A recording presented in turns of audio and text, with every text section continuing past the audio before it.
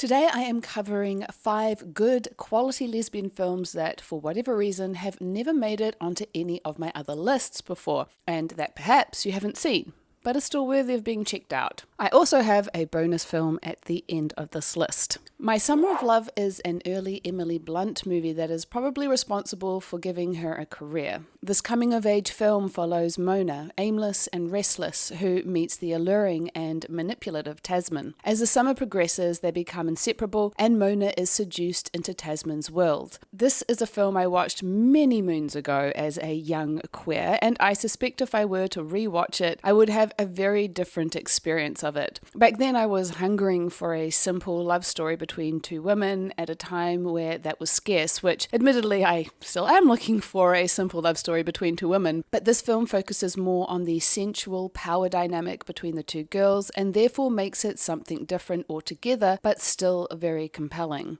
Emily Blunt is fantastic in this role, and the movie creates an insular but enticing world that feels just a little bit apart, just a step out of time, awash in the warmth of first love. It's the ending that gave my young queer heart a twinge, but don't worry, no dead lesbians, which is why I think it's never made it onto any of my other lists.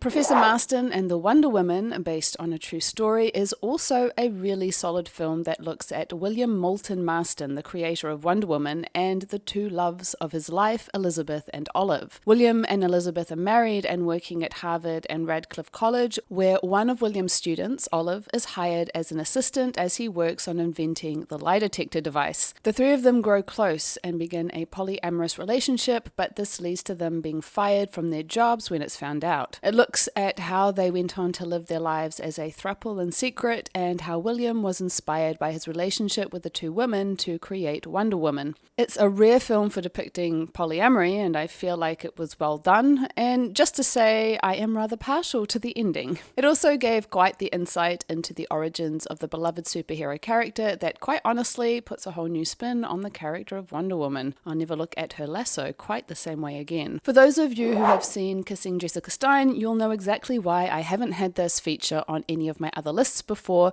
For those of you who haven't seen it, I can't say why it would spoil the ending. But I also remember going to Blockbusters and very nervously shoving the film in amongst some very not gay films, because it was the only lesbian film in the entire store, and praying that the words big fat closeted homo didn't suddenly flash neon above my head. There was so little choice back then, and its reach was far greater than any of the lesbian indie films before it, with its more mainstream rom-com appeal, so despite its one major flaw, it was a really important film for me. It follows Jessica who, feeling despondent at the total incompatibility of the men she goes on dates with, decides to answer a personal ad in the newspaper for a woman seeking another woman. Tentatively, she begins to explore her sexuality and all that entails when she discovers that there might be something between her and her date Helen, taking her on a journey of discovery. My gripe about the ending aside, again, no dead lesbians, don't worry, this film is charming, emotionally resonant, and well made. It was especially notable because it was a fully indie affair with the leads writing, financing, and then starring in it. If viewed with the knowledge that it's a product of its time, right on the cusp of lesbian representation taking off, it's a great watch. Stillwater is about a blue-collared father who is traveling to Marseille to help his daughter who is in jail for allegedly killing her girlfriend. It's a low-key drama, well in keeping with Matt Damon's love of mid-budget films that delve into human relationships. The movie focuses on the father's journey, both emotionally and how he's trying to exonerate his daughter as he rebuilds his relationship with her. Therefore, the lesbian aspect is really just a background element in the plot, which is why I've never talked about this movie before. However, it is a good film, and one I think is worth watching if you've enjoyed Matt Damon's work in films like, say, Good Will Hunting. Tell It to the Bees is a film that is based on the novel of the same name and explores the love affair in the 1950s between Jean, a doctor, and Lydia, a young widow. Already an anomaly for being a female and a doctor, the town is resistant to Jean's return to her hometown, but things only escalate when Lydia's son reveals that he saw the two women together. This, again, is a good, solid film with a lot to make it a worthy watch, except for, again, that ending. But again, no dead lesbians, so fear not. The sad thing is, the way the film ends is not how the book did, and the author very particularly stated that she wrote her ending the way she did because of the tendency to give lesbian couples an unhappy ending. Alas, the director decided that in the 1950s that was just a little too unrealistic, even though lesbians have been living happily together probably since the dawn of time.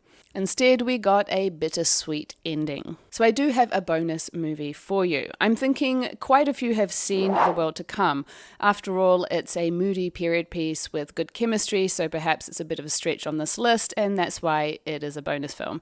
But I haven't mentioned it on any other list of mine, and for a very obvious reason. And maybe spoiler on this one because I'm explicitly giving the ending away. And yes, this time there is a dead lesbian, and it made me mad, enough that I haven't been able to bring myself to recommend it before because of it.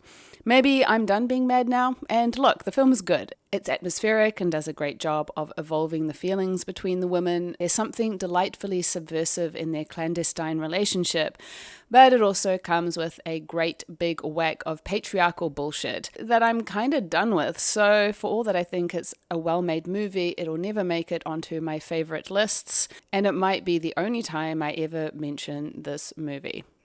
Maybe I'm not done being mad about it. Which ones have you already seen on this list? If you want more content about women loving women in film and TV, check out my Patreon for exclusive content, and until next time, lady lovers.